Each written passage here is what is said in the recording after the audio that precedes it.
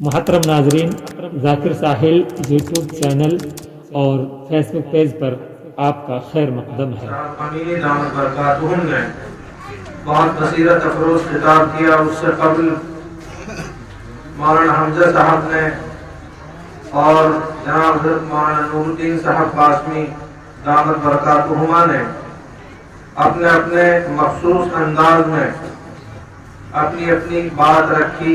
اللہ رب العزت ان تمام باتوں پر ہمیں عمل کرنے کی توفیق نصیب فرمائے۔ معزز سامعین کرام، آپ حضرات بخوبی جانتے ہیں کہ ہمارے اس پروگرام کے جو روح رواں محبوب العلماء و استاد الاساتذہ جناب حضرت مولانا محمد راشد صاحب شیخ الحدیث دارالعلوم محمدیہ میر کھیڑلا تشریف فرما ہے۔ خداوند قدوس نے بے شمار اوصاف سے آپ کو نوازا ہے، انتہائی باحیا و باوقار ہیں۔ آپ کے وقار کا عالم یہ ہے کہ جس محفل میں آپ ہوتے ہیں وہ مجلس سکون و تمکنت کی آئینہ دار بن جاتی ہے۔ آپ اپنے والد بزرگوار خوب روح و خوب جناب حضرت مولانا محمد قاسم صاحب اللہ یرحمہ ویرفع درجتہ ویعطیہ من النعیم ما لا عین رأت ولا اذن سمعت ولا خطر علی قلب بشر۔ آپ اپنے والد بزرگوار کے علمی ورثے کے امین ہیں، محافظ ہیں، اور حضرت مرحوم کے علمی باغ کے باغباں ہیں۔ میں بڑے ہی ادب اور احترام کے ساتھ آپ سے درخواست کروں گا کہ آپ سامعین کو اپنے کلیدی خطاب سے محظوظ فرمائیں۔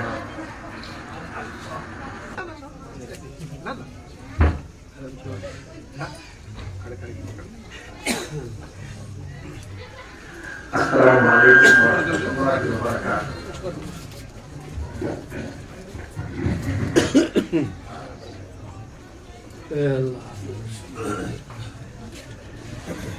بسم اللہ الرحمن الرحیم، الحمد للہ رب العالمین، والصلاة والسلام علی سیدنا محمد وعلی آلہ وصحبہ اجمعین۔ اما بعد فاعوذ باللہ من الشیطان الرجیم، بسم اللہ الرحمن الرحیم۔ ما كان لبشر أن يؤتيه الله الكتاب والنبوة ثم يقول للناس كونوا عبادا لي من دون الله ولكن كونوا ربانيين بما كنتم تعلمون الكتاب وبما كنتم تدرسون۔ صدق الله العظيم۔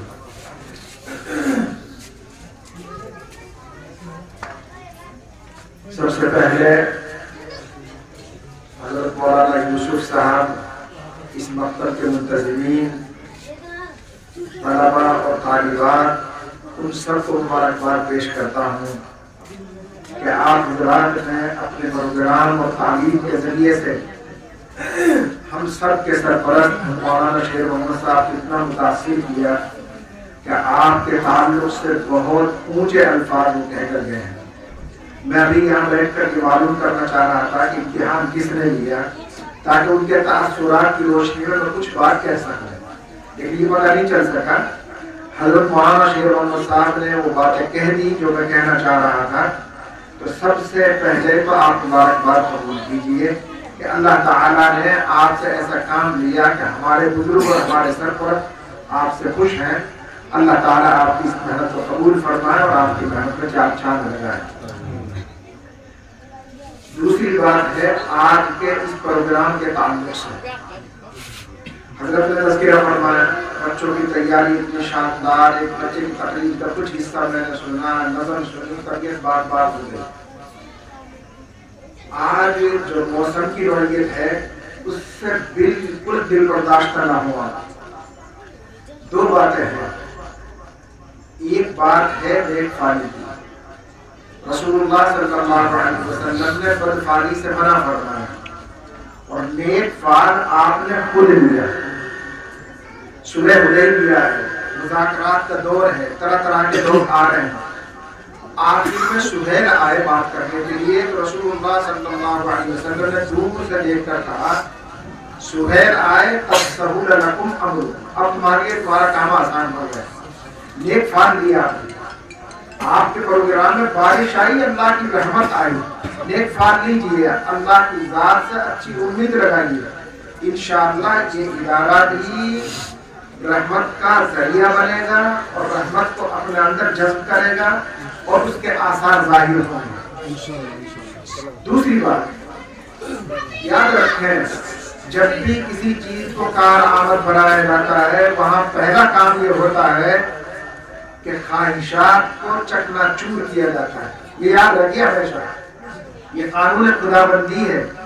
جب کسی کو وہ ترقی دینا چاہتا ہے، آگے بڑھانا چاہتا ہے، چمکانا چاہتا ہے، تو پہلے وہاں پر اللہ تعالی جذبات کو، خواہشات کو، تمناؤں کو چکنا چور فرما لیتے ہیں، اس کے بعد وہاں سے باپ کھڑا ہوتا ہے۔ قرآن مقدس میں اللہ تعالیٰ نے فرمایا اعلموا ان اللہ یحیی الارض بعد موتها قد بینا لکم الآیات لعلکم تعقلون، یاد رکھو اللہ تعالی مردہ زمینوں کو زندہ فرماتے ہیں، اور اس میں صرف زمین کی بات نہیں ہے، تم عقل مندوں کے لیے اللہ تعالیٰ نے نشانیاں بیان فرمائی۔ سمجھو جب زمین مر جاتی ہے، مردہ ہو جاتی ہے، اس میں بیج نہیں اگتا ہے، جھاڑ جھنکار اٹھ کر آ جاتا ہے، تو اللہ کا قانون ہی یہی ہے کہ اس زمین کو اگر کارآمد بنانا ہے تو بے رحمی کے ساتھ اس کو اتھل پتھل کر دو۔ اب ٹریکٹر ادھر سے چلا، ادھر سے چلا، اور زمین کا وہ حصہ جو نیچے چھپا ہوا تھا پلٹ کر اس کو اوپر کر دیا۔ ابھی وہ مطمئن بھی نہیں ہو پایا تھا کہ میں آرام سے اوپر رہوں گا، دوبارہ سے ٹریکٹر آ گیا، پھر اتھل پتھل کر دیا۔ اس کے بعد پانی کی فوار اوپر ماری گئی، پھر زمین کو الٹ پلٹ کیا گیا۔ اس تہو بالا کے عمل میں، اونچ نیچ کے عمل میں، اس قدرتی عمل میں اللہ تعالیٰ نے ایسی برکت رکھی ہے کہ اس کے بعد جب اس میں بیج ڈالا جاتا ہے تو تناور درخت، پیڑ پودے، فصل اور بہار خود آتی ہے اور زمین خوشنما منظر پیش کرتی ہے۔ یہ اللہ کا نظام ہے۔ آج اتنی حسین تمناؤں کے ساتھ، آرزوؤں کے ساتھ بچوں کو تیار کر کے یہ پروگرام شروع کیا، اور اللہ کا نظام کام کرتا ہے، اور بارش شروع ہوئی، آپ کا اسٹینڈ وہاں سے اٹھایا، ادھر پھینک دیا، یہاں سے اٹھایا، وہاں پھینک دیا، پھر مارے مارے چلو کرسی کا انتظام کرو، کرسی کے انتظام کے مغرب بعد پھر بارش شروع، کرسیاں بھی فیل ہو گئی۔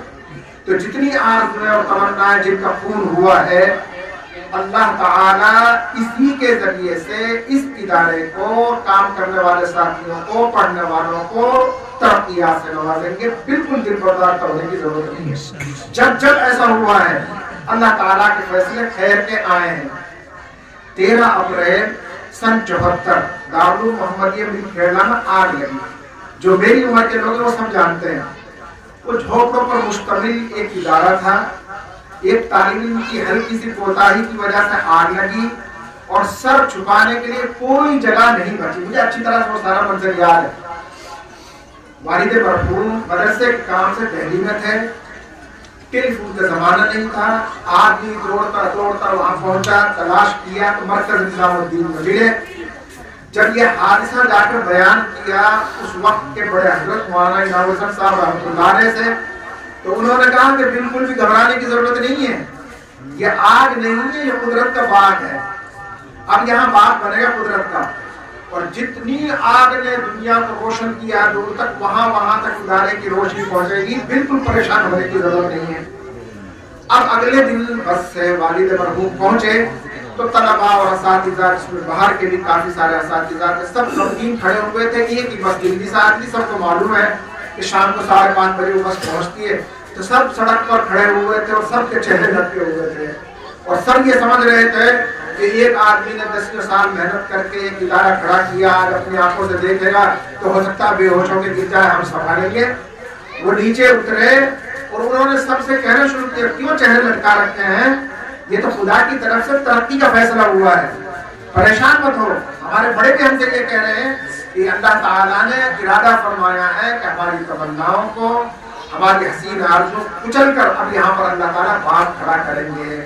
تو اللہ تعالیٰ نے یہ فیصلہ فرمایا ہے اس لیے ذرا بھی پریشان ہونے کی ضرورت نہیں ہے. آپ بھی مقبول، آپ کا پروگرام بھی مقبول، آپ کے بچے بھی مقبول، اور یہ ادارہ دیکھ لینا اگلے سال بے پناہ ترقیوں کے ساتھ چلے گا، ایسے اللہ تعالیٰ کی ذات سے.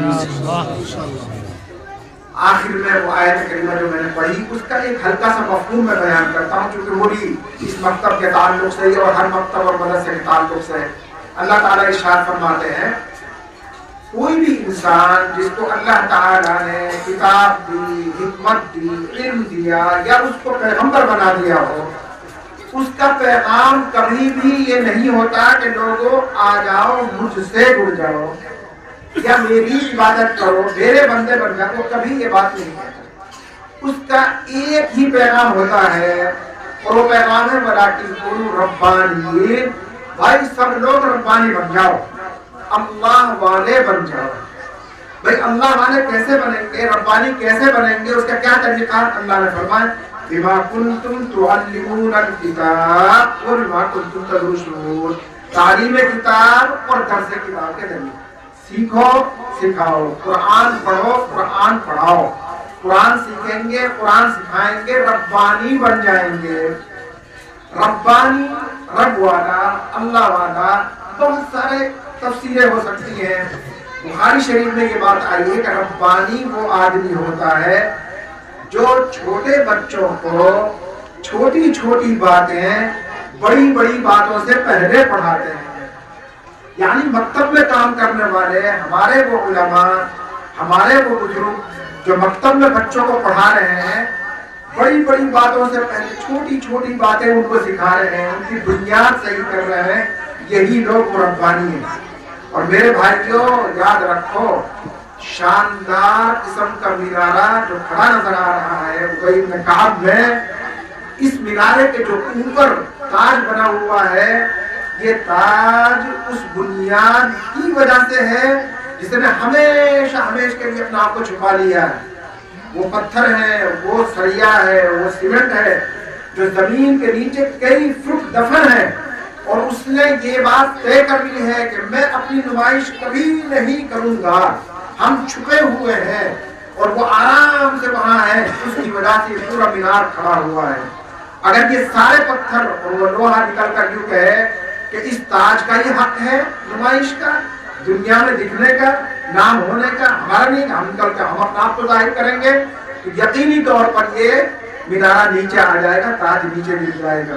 یہ مکاتب کے کام کرنے والے علماء حضرات وہی ہیں جنہوں نے اپنا آپ کو چھپا کر ایک پود کو تیار کیا ہے، اور وہ پود تیار ہو کر پھر مدارس میں جاتی ہے، فارغ ہو کر آتے ہیں، نام ہوتا ہے ہم جیسے کمینوں کا کہ انہوں نے پڑھایا، وہ شیخ الحدیث ہے. یہ حالانکہ اصل کام کرنے والے یہ ہیں کہ جنہوں نے چھوٹے چھوٹے بچوں کو بڑی بڑی باتوں سے پہلے چھوٹی چھوٹی باتیں سکھائی ہیں. اس لیے میں مبارکباد پیش کرتا ہوں اپنے علاقے کے تمام مکاتب کے ذمہ داروں کو، خاص طور سے ہمارے اس گاؤں میں نورالدین صاحب تشریف فرما، داؤد صاحب، مہاجر صاحب، کچھ لوگوں بھی جن کو ہم نہیں جانتے، ایک مثالی کارنامہ انجام دیا ہے. اور آج اللہ کا شکر ہے میوات سے باہر، میوات کے مکاتب کا تذکرہ ہوتا ہے. لوگ کہتے ہیں کہ اس طرح کے مکاتب چل رہے ہیں، لیکن یہ تمام کام جو اچھا ہے، بنیادی ہے، مضبوط ہے، آپ حضرات کے تعاون کے بغیر ممکن نہیں ہے.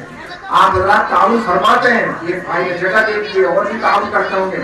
میری آپ حضرات سے گزارش ہے کہ دین کا حقیقی کام سمجھ کر بھرپور آپ تعاون فرمائیے، دل مت چرائیے، خوب ان کا حوصلہ بڑھائیے.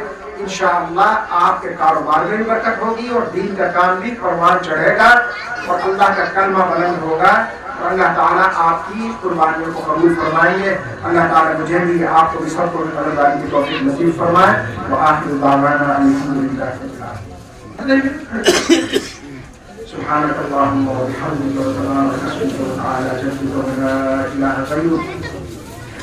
اللهم صل على سيدنا مولانا محمد وعلى آل سيدنا مولانا محمد وأصحاب سيدنا محمد وبارك وسلم عليهم.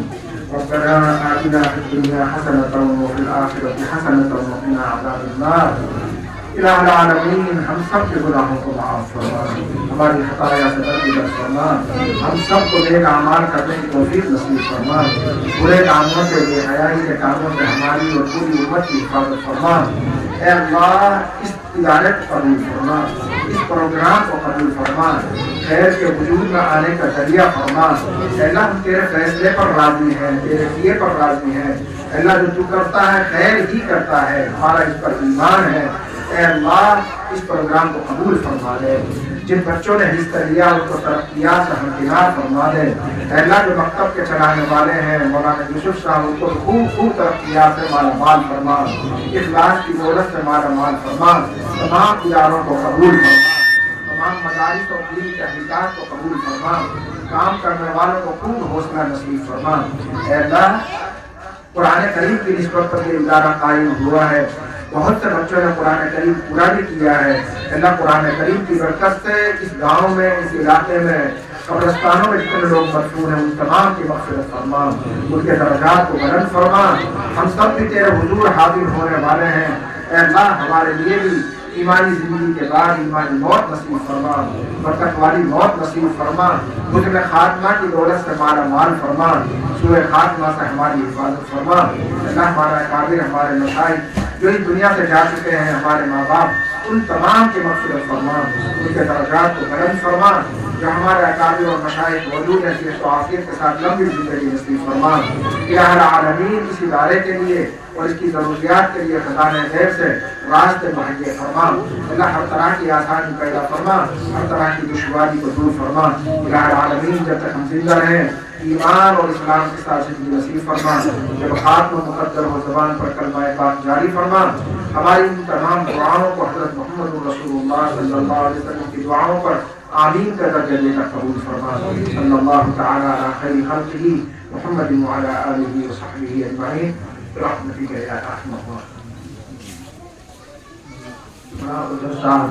اس لیے جیسے اللہ کی مرضی وہ اللہ کی مرضی پر دل و جان سے بالکل راضی ہیں۔